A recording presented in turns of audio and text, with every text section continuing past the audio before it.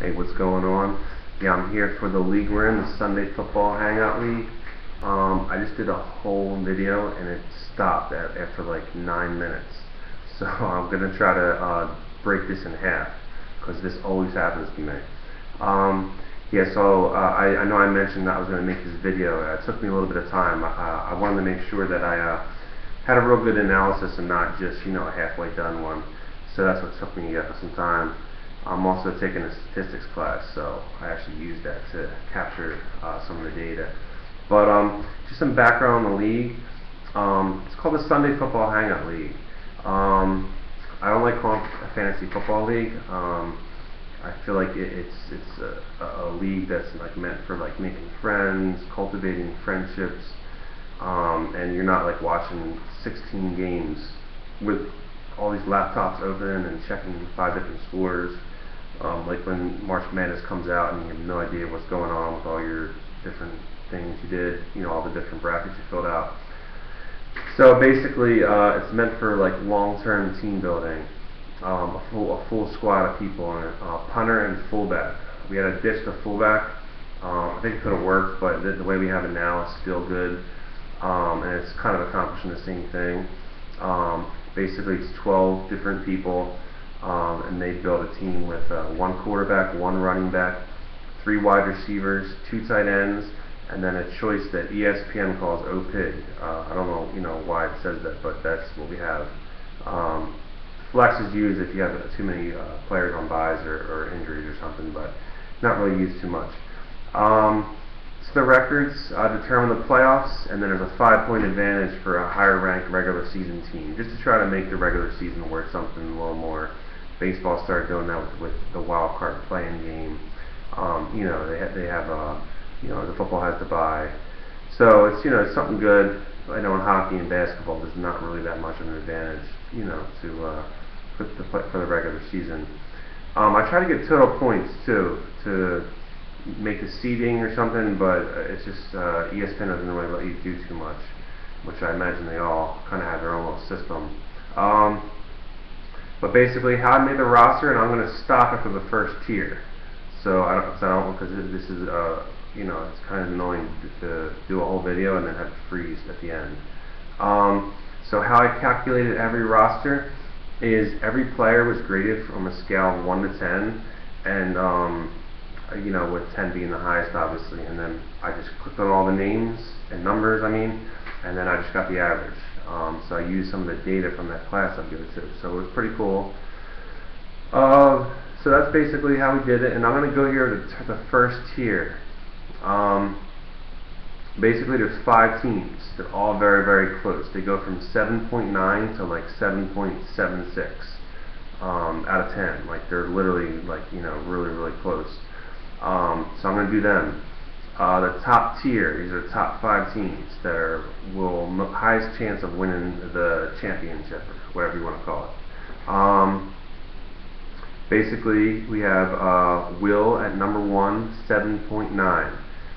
The reason why he got here is Phillip Rivers having a great year, but he doesn't have a backup quarterback, so that might have kept his numbers high too, because if you don't have a backup quarterback, your numbers don't go down, because you only have 1 quarterback. It's easy to just have one.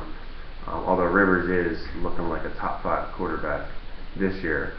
And then after them, he has 3 solid running backs, and then he has really good tight ends. Jimmy Graham, Green. Graham hasn't done as well, but he's still one of the best tight ends. He actually has 2 other guys too at tight end. He has a lot of guys on San Diego, Arizona, Baltimore, New Orleans, and Chicago. So I'm going to post this in the clip for YouTube, that if you were playing somebody, you can just go to the YouTube link and just see who they have a lot of guys on. So you know if you're watching a game or you're watching your team, you know who the other guy has. I'm starting to memorize people, but that's one advantage of the league. I know me and Jason, we came down. We were real close Monday night, Colts versus Eagles. I had 2 guys in the Colts. He had 2 guys in the Eagles. I really like Dwayne Allen. I have him in my Madden league, which is similar to this. And I got him as a rookie, and he's a really, really good player, but he didn't catch a pass. Luck didn't do that great, and you know, Foles went crazy. Macklin had a good game, so that's how he won it. So it was real easy to figure out who's going to win, you know, based upon the cities. You know, we didn't have any crisscrossing things where like I would have, Foles, and he would have Macklin, and then I would have Dwayne Allen, and then he would have Luck, you know, and just all kinds of stuff where it's just like totally flip-flopping all over the place. So just, you know, giving it an advantage here to the league. Second place, real close, Cinnabon. It's a funny name, kind of makes me crack up every time I see it. He has 3 tight ends, really good. Bennett, and then 2 that get injured a lot, Reed and Gresham. Jordan Reed got a real bad concussion last year. Gresham is a real good player, but he just always has nagging injuries. He also has Bryant from Dallas, the wide receiver, and the Seattle D. And his team has a lot of guys from Dallas, Washington, and Indianapolis. I'm going to try to move a little fast with this Tier 1, just before the pace might freeze. Team AB, 7.78, 1 decimal point below. She's had way too many quarterbacks. Wilson, Stafford, Palmer. Probably might want to trade Stafford or something. Although everyone is pretty okay at quarterback because they only have 12 teams. She has good tight ends: Gronk, Gates, Seattle, Detroit, Green Bay, Tennessee, and San Diego are a lot of her teams.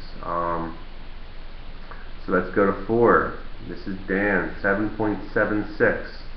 He's got Peyton Manning, Dalton, good tight ends, Thomas, Vernon Davis. Probably the best D in the league, unless I'm mistaken. Arizona looks like a really good defense this year. Maybe someone will catch up to them. He's got a lot of guys from Denver, Baltimore, San Francisco, and Cincinnati. Final team, I'm going to stop after this to start the second one. Second clip is Dark Star, 7.76, same exact numbers as Dan, literally the same exact decimal points and everything. He's got a well-balanced team. Tight end Cameron is down this year, but he has Zach Ertz picking it up. He has another tight end in there.